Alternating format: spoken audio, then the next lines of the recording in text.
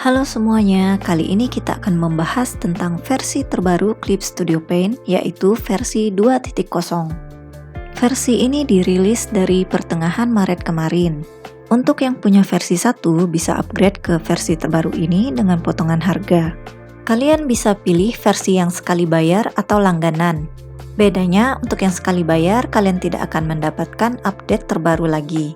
Berhubung saya masih berpikir untuk mengupdate Clip Studio Paint karena harganya lumayan ya, jadi saya akan coba fitur terbarunya di versi trial iPad-nya.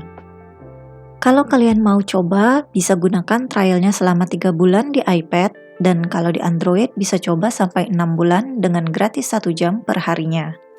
Update baru yang saya tidak sangka bakal ada itu ternyata CSP menyediakan pilihan bahasa Indonesia untuk bahasa di interface programnya. Bagi kalian yang ingin mengganti ke bahasa Indonesia, kalian perlu menginstal ulang Clip Studio Paint dulu. Ketika ada pilihan bahasa, pilih bahasa Indonesia. Untuk pengguna iPad, tinggal ke setting dan pilih Clip Studio Paint dari list aplikasi. Dari pilihan language, pilih bahasa Indonesia. Tutup aplikasi CSP jika masih terbuka, dan nanti CSP akan terrefresh. Dan sekarang bahasanya sudah berganti ke Indonesia.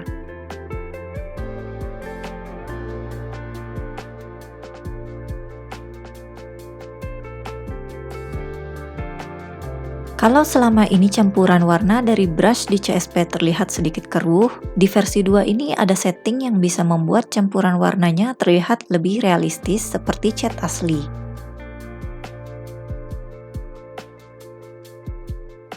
Caranya, kalian bisa ke menu subtool detail dari brush yang ingin kalian ubah, pilih ink, dan di mixing method ubah pilihannya dari standar ke perceptual. Dan sekarang warnanya akan berbeda jika dicampur. Setting ini berguna jika kalian suka membuat ilustrasi dengan teknik painting.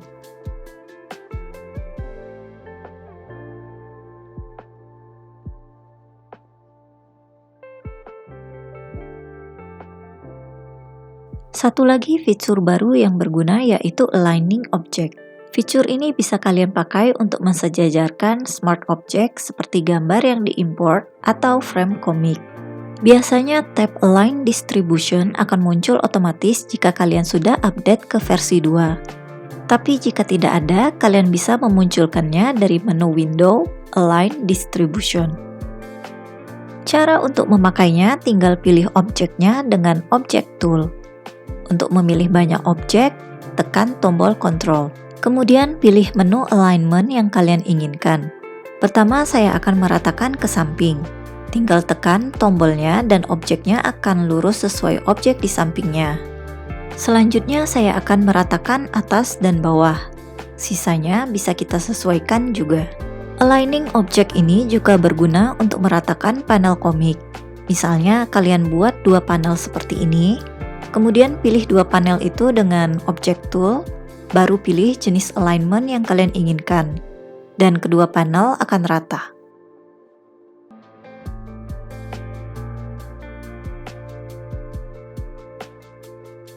Kini CSP menyediakan fitur text wrap, jadi kalian tidak perlu menyesuaikan satu persatu kata dalam kalimat agar pas dengan balon kata. Di menu Subtool Detail, pilih menu Text, kemudian centang kolom wrap text add frame. Jadi ketika ada kalimat panjang seperti ini, dia akan otomatis menyesuaikan dengan kotak teksnya.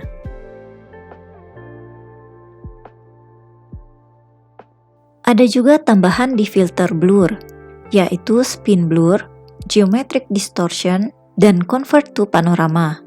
Spin blur cocok untuk menambahkan blur pada gambar benda yang bergerak, jadi tercipta ilusi seakan-akan benda itu bergerak.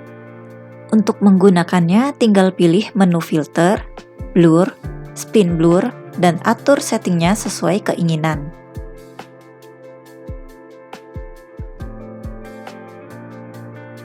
Sedangkan untuk filter panorama, pilih menu filter, distort, convert to panorama. Sesuaikan settingnya sesuai keinginan. Satu lagi, Geometric Distortion bisa ditemukan di menu Filter, Distort, Geometric Distortion. Bagi kalian yang suka menggambar ilustrasi dengan angle ekstrim seperti menggunakan fisheye lens, fitur penggaris baru ini cocok untuk kalian. Untuk mengaktifkannya, pilih menu layer, ruler or frame, create perspective ruler. Pilih berapa titik hilang yang kalian inginkan. Dan yang penting jangan lupa untuk mencentang kolom fisheye perspective. Tekan OK, sekarang kalian sudah bisa menggambar dengan angle fisheye.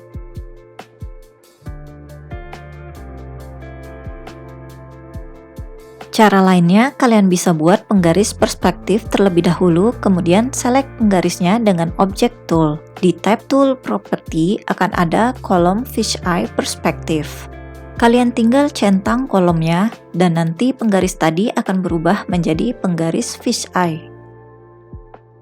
Kalau selama ini untuk men-setting pose tangan kita perlu menyesuaikan jarinya satu persatu, kini pose model tangannya bisa kita setting otomatis dengan kamera dan tangan kita. Caranya buka menu Subtool Detail dan pilih pose.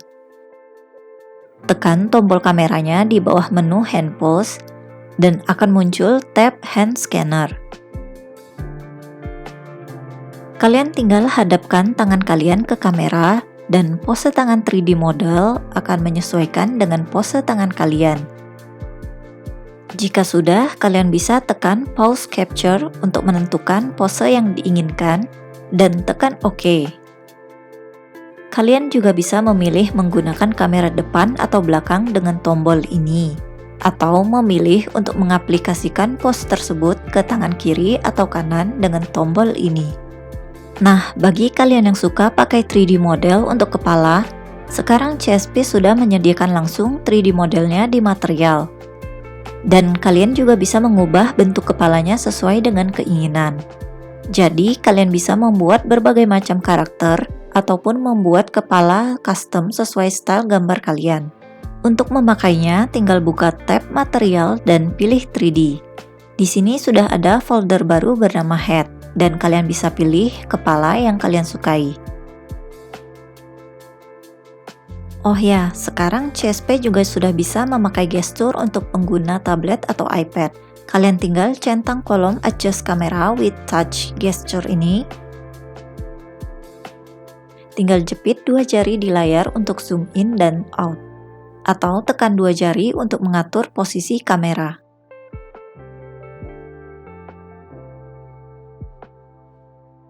Untuk mengubah bentuknya secara manual, buka menu Subtool Detailnya. Di menu Head Model, kalian bisa mengubah face mixernya. Tarik slider di wajah yang kalian ingin tambahi atau kurangi.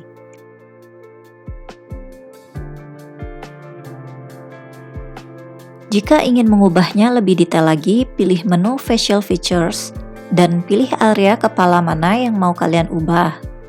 Misalnya mata, kita bisa ubah tinggi, rotasi, ukuran, kemiringan, dan kedalamannya.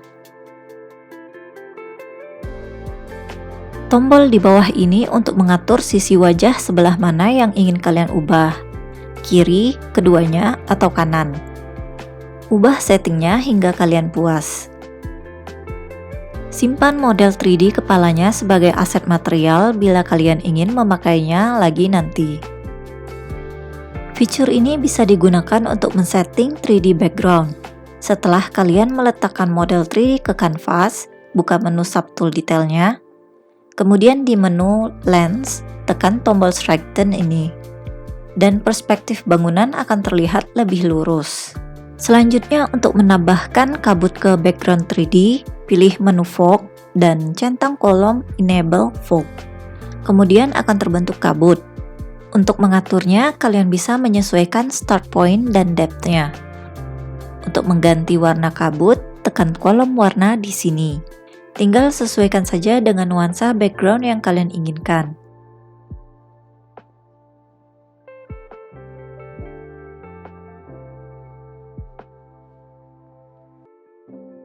Terakhir, fitur yang paling saya sukai dari versi 2 ini adalah Shading Assist.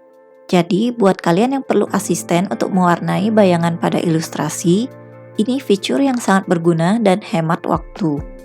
Misalkan kalian sudah menyiapkan base color-nya seperti ini, tinggal pilih menu Edit, Shading Assist. Setelah loading, kalian akan melihat akan terbentuk shadow secara otomatis. Ada berbagai macam jenis shading yang bisa kalian pilih atau bahkan ciptakan sendiri. Saya akan pilih preset standar untuk waktu siang hari. Untuk mengubah arah cahayanya, tinggal drag bola biru ini ke arah yang kalian mau. Atur slide shadow-nya untuk menyesuaikan cahaya dan shadow-nya. Kalian juga bisa mengganti warna shadow-nya jika mau. Selain itu, kalian juga bisa mengubah jenis sumber cahayanya. Dari ball light ke directional light. Cahaya directional light ini sifatnya lebih langsung dan bisa diubah lebih mendetail arahnya. Selain preset standard dan morning, contoh preset lainnya yaitu simple light, fine backlight, backlight, stage light, color light, dan high contrast. Ada juga preset shading untuk sore dan malam hari. Begitu kalian tekan OK, akan otomatis terbentuk layer shading di atas layer base color yang terpisah-pisah seperti ini. Walaupun tidak sempurna, tapi menurut saya fitur ini akan sangat membantu bila kalian butuh mewarnai shading dalam jumlah banyak seperti saat membuat webtoon. Nah, kira-kira itulah fitur baru yang saya rekomendasi dari Clip Studio Paint versi 2. Apa kalian tertarik untuk mengupgrade GSP? Beritahu pendapat kalian di kolom komentar di bawah ya. Terima kasih sudah menonton. Jangan lupa like and subscribe untuk mendapatkan update tentang video terbaru. Sampai jumpa di video berikutnya. Have a nice day and see you.